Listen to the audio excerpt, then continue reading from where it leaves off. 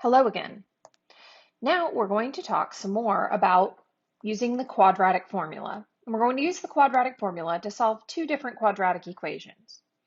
And the quadratic formula written right here, we use that to solve any equation. And remember, an equation has an equal sign. So any equation that is quadratic has the x squared term and is written in descending order. So we can identify ax squared plus bx plus c. A, b, and c are identified as the coefficients in descending order. And as long as it's in standard form, we can pull out our a, b, and c. Then we can use this formula, x being equal to negative b plus or minus the square root of b squared minus 4ac, all divided by 2a. So this quadratic formula gives us our two solutions for a quadratic formula or quadratic equation, anything with that power of 2. For our first example, we're asked to solve this equation. Again, we know it's an equation, not an expression, because it has an equal sign. And when we have these problems with an equal sign, that means we can solve for the variable. So if there was no equal sign here, we wouldn't be solving, we would just be manipulating or trying to rearrange it. Anyhow, the equation we're dealing with is 5x squared plus 2 is equal to negative 2x. Now, because I see that x squared term, I know that this is a quadratic equation and I can use my quadratic formula. Of course, keep in mind, in order to use the quadratic formula, your equation must be in descending order, in standard form, which it currently is not. So I will add 2x to both sides of the equation. That will be a positive 2x. So I've got 5x squared plus 2x plus 2 is now equal to 0. I identify my a coefficient is 5. My b coefficient is 2, and then my c coefficient is also 2. That means my setup for using the quadratic formula, we have negative b, so negative 2, plus or minus the square root of that positive 2 squared minus 4 times a, which is 5, times my c value, which is 2. And then all of this is divided by 2, because that's in the standard form 2a, and 2a would be 2 times 5. So pause, make sure you can get to this step, and I'm going to encourage you to try and go ahead and simplify this as far as you can ahead of me. So pause right now and see how far you can get.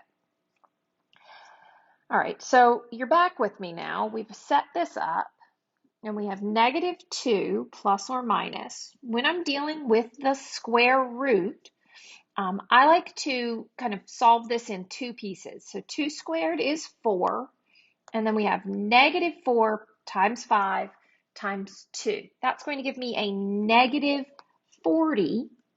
So I've got 4 minus 40 under the radical, and then all of that is divided by 10. Of course, we can simplify this. This is negative 2 plus or minus the square root of negative 36 over 10. So our last step here will be to deal with this radical and simplifying negative 36 under the radical, under that even root. And if we are taking the square root of a negative number, that means that we're going to have an imaginary number. So we can think about this as being negative 1 times 36. And the square root of negative 1 we know is I. The square root of 36 is 6. So this turns into negative 2 plus or minus 6i over 10. Now you'll notice I have two terms in the denominator, and both of them have a factor of 2. So I'm going to go ahead and factor out that 2. Got 2 times negative 1 plus or minus 3i over 10. Now, since that is a common factor, I can reduce that 2 out, and that will give me a 5 in the denominator. So now I have negative 1 plus or minus 3i over 5. And The computer is going to ask you to separate this. So this would be negative 1 plus 3i over 5, or negative 1 minus 3i over 5. So that will be our final answer. If you want to write that as negative 1/5 plus 3/5 I, this is exactly the same. And then negative 1/5 minus 3/5 I. So writing it more in that A plus BI format. This is a little bit more formal notation, but what I have here in the box is perfectly acceptable. So what you'll notice here is we've got two imaginary solutions. What would that look like if we tried to compare this to our graph here? So if I went to my graphing calculator and I plugged into my y1, I said, well, I'm going to put in here 5x squared plus 2x plus 2. Plugging this into my y1, I'm going to get a parabola, which looks roughly like this. Now, we said there were two imaginary solutions, meaning they are not real solutions. Well, let's think about what we did when I plugged this into my y equals. I'm essentially saying, well, where's y equal to 0? And if you look at this, does the graph ever touch the x-axis where y is equal to 0? The answer is no. So there are no real solutions. We have two conjugate. Remember what that word conjugate means. It means the sign in the middle is different. We have two complex conjugate solutions, and they're occurring in that conjugate pair. All right. So you can plug this in and do the algebra to check it.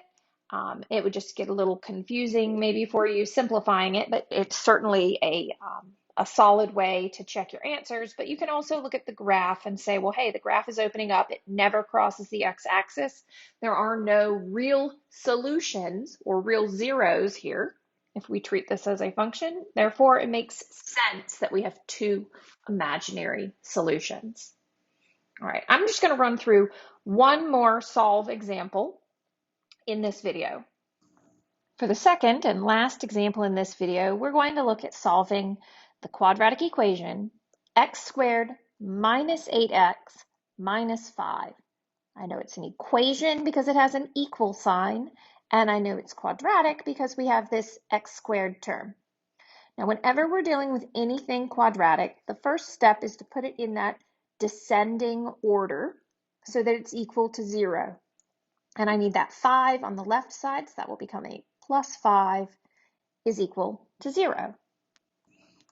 Using our quadratic formula and identifying the fact that a is equal to positive 1, b equals negative 8, and c equals 5, I set this up. I say x equals negative b, so negative 8, plus or minus the square root of b squared negative 8, using parentheses, squared, minus 4 times a, which is 1, times c, which is 5, all divided by 2 times a, which is, again, 1. So again, I'm going to encourage you here, pause, make sure you can simplify and get the same two answers as myself. Negative 8 is positive 8, plus or minus the square root. Negative 8 squared. Now be careful if you're typing this in your calculator because you need to use your parentheses for the calculator to give you a correct answer. Negative 8 squared is positive 64. And then we have minus 4 times 1 times 5, or minus 20 all over 2.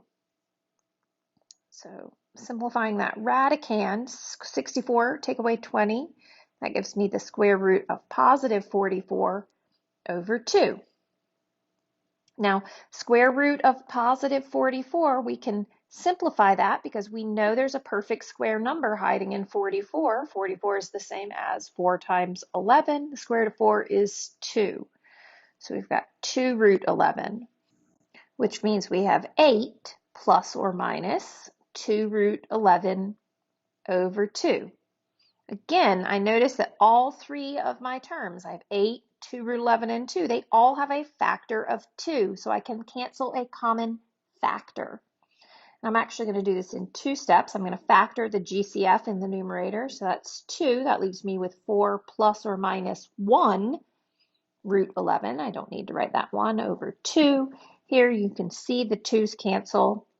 And my solution is 4 plus or minus the square root of 11, which writing that as two numbers, we'll have 4 plus the square root of 11 or 4 minus the square root of 11. So those represent our two irrational solution values. There is no I here. That means these are two real numbers that we can find on the graph. They're just not nice, easy for us to recognize numbers. Of course, we can type both of these values into our calculator to get an approximate solution. And I've written our two approximate solutions out here. So if I typed either of these two numbers in the calculator, 4 plus square root of 11 or 4 minus square root of 11, I would get these two decimal values, essentially about 7.3 or 0.7. Keep in mind, we have exact versus approximate values, because when I write this on my paper, I might write approximately 7.32 and approximately 0.68. I've rounded those numbers, and once you round, you create an approximate value.